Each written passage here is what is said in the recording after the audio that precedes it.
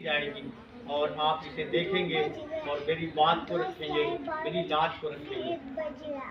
रात ये मदरसा तकरीबन 6 साल हो गए मुबारक भाई, 9 से 10 साल हो गए। अब इस मदरसे की बुनियाद आले रसूल औलादे मौलाए कायनात काज़ी मिल्लत हाशमी मियां साहब किबला ने इस मदरसे की बुनियाद रखी है। उसके बाद सैयद फखरुद्दीन अशरफ साहब किबला शोजा शरीफ, वो भी इस विषय में शामिल थे, उनकी भी शिरकत इसमें हुई। और इस मदरसे की तामीर में बुनियाद में अल-जामिअतुल अशरफिया नबीर हुजूर हाफिज़ मिल्लत शहजादे हुजूर हाफिज़ मिल्लत आली जनाब सरबराह आला साहब किबला अल-जामिअतुल अशरफिया, वो भी इस मदरसे की बुनियाद में शिरकत थे। ये मदरसा तकरीबन 10 से 12 साल के करीब हो चुका इसकी बुनियाद पड़े हुए, और आप देख रहे हैं धीमे धीमे मुबारक भाई की मेहनत और आप ही लोगों के साथ की वजह से ये मदरसा कहाँ से कहाँ पहुँचा है। लेकिन अब थोड़ा सा इस मदरसे में दिक्कत है, परेशानी है।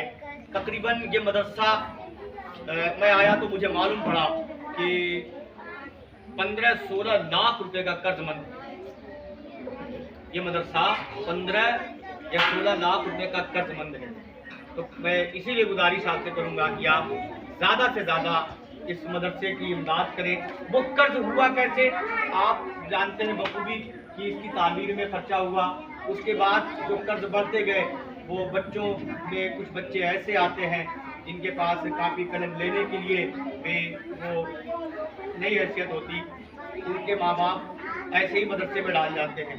मुबारक भाई अपने मदरसे की जानिब से उन बच्चों को कापी कलम और दीगर खर्च जो है वो अपनी जानिब से देते हैं। तो इस बुनियाद पे ही इस मदरसे पे इतना कर्ज हुआ। इसलिए आपसे गुजारिश है कि आप बिला ताखीर, बिला सोचे समझे, बिला सोच विचार किए हुए, कोई फ्रॉड ना समझकर कि यार ये फ्रॉड है या लोगों ने कमाने खाने का धंधा बना रखा है, ऐसी कोई बात नहीं है। मैं आपके रूबरू हूँ, ऐसी बात नहीं है। अक्सर मैं आपसे और हमारी आपकी मुलाकात कहीं ना कहीं होती रही होगी। कभी किसी भी स्टेज पे आप मुलाकात कर मुझसे पूछ सकते हैं कि एहसान शाकिर अब्दुल्ला, आप यूट्यूब के जरिए यूट्यूब के चैनल पे आकर इस मदरसे के लिए बयान दे रहे थे, ये कहाँ तक सच है और कहाँ तक गलत है। तो इंशाअल्लाह ये गुलाम, ये खादिम आपको इसकी हकीकत रूबरू पूरा बयान करके बता देगा।